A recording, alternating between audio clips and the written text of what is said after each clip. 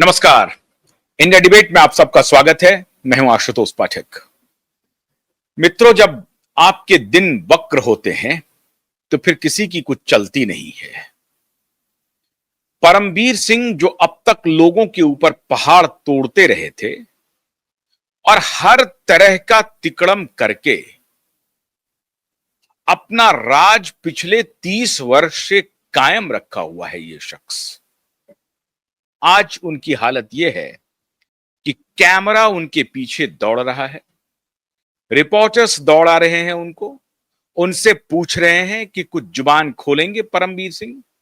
परमवीर सिंह ने अपने जुबान पे ताला लगा लिया और कुछ भी बोलने की हालत में परमवीर सिंह नहीं है।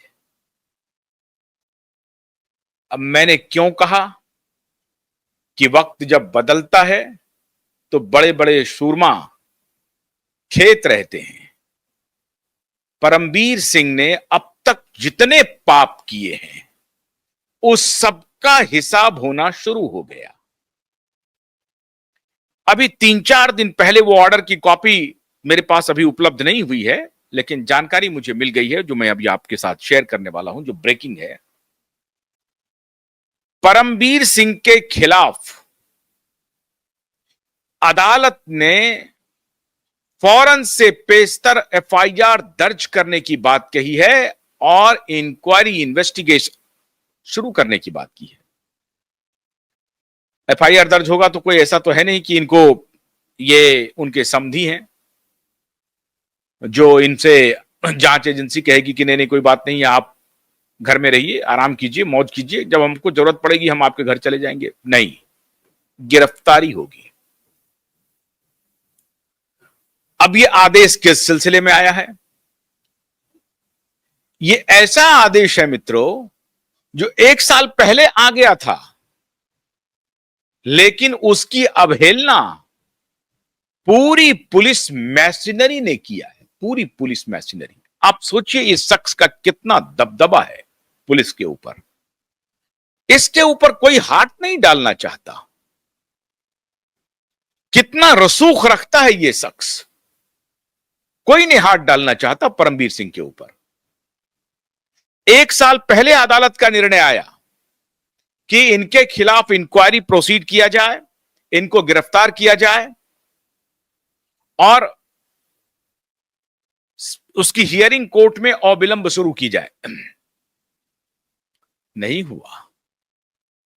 1 साल के बाद अदालत को जब कंटेम्प्ट की याद दिलाई गई तो अभी महज 1 सप्ताह पहले, सप्ताह भी नहीं हुआ है, 1 सप्ताह पहले अदालत का आदेश आया है महाराष्ट्र के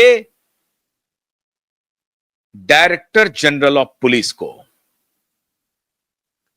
आप क्या कर रही हैं मित्रों? मैंने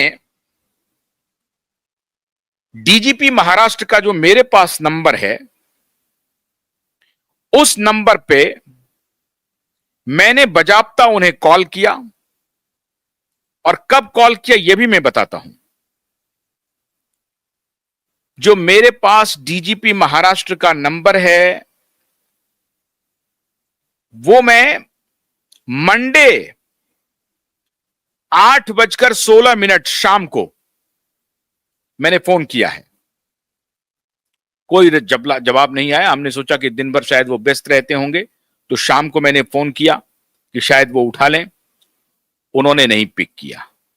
मैंने फिर उसके बाद उनके व्हाट्सएप पे मैसेज सेंड किया कि मैं क्यूबाइब से बोल रहा हूं और आपसे बात करना चाहता हूं, बहुत इंपॉर्टेंट सब्जेक्ट में आपसे बात करना चाहता हूं।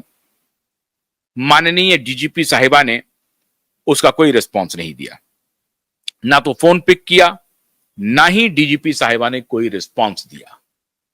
और मैं शुद्ध और शुद्ध अदालत के इस आदेश के आलोक में महाराष्ट्र की डायरेक्टर जनरल ऑफ पुलिस रश्मि शुक्ला जी से बातचीत करना चाहता था, उनका पक्ष लेना चाहता था कि भाई कोई ऐसी बात ना हो जाए कि नहीं आपने मुझे इन्फॉर्म नहीं किया। तो क्यूबाइब ने अधिकृत रूप से महाराष्ट्र की डीजीपी रश्मि शुक्ला का जो टेलीफोन नंबर मेरे पास उपलब्ध है, उस नंबर पे मैंने उन्हें फोन किया, उन्होंने जवाब नहीं दिया। मैंने उनको व्हाट्सएप संदेश किया, भेजा, कोई जवाब नहीं आया है। और मैं सिर्फ इस सिलसिले में मैं बात करना चाहता था कि आखिर परमबीर सिंह कितना ताकतवर इंसान है, जो अदालत ने 1 साल पहले आदेश दिया था कि परमबीर सिंह के खिलाफ इंक्वायरी शुरू की जाए, वो इंक्वायरी क्यों नहीं हुई? पुलिस ने एफआईआर दर्ज क्यों नहीं किया? जांच किस धारा में होनी है, यह बात क्यों नहीं बताई गई? इसकी जानकारी के लिए मैंने रश्मि शुक्ला जी से संपर्क साधने की कोशिश की कि रश्मि जी संभवतः हमें बताएंगी कि क्या कारण रहा। उस वक्त रश्मि जी डीजीपी नहीं थी, हो सकता है, लेकिन अब तो वो डीजीपी हैं, अब तो उनको नोटिस सर्व हुआ है। क्या ये नोटिस अदालत का उन्हें मिला है या नहीं मिला है? मैं इसी रेफरेंस में उनसे बातचीत करना चाहता था। अब आप कहेंगे कि साहब किस रेफरेंस में परमबीर सिंह को गिरफ्तार करने की, उनके खिलाफ इंक्वायरी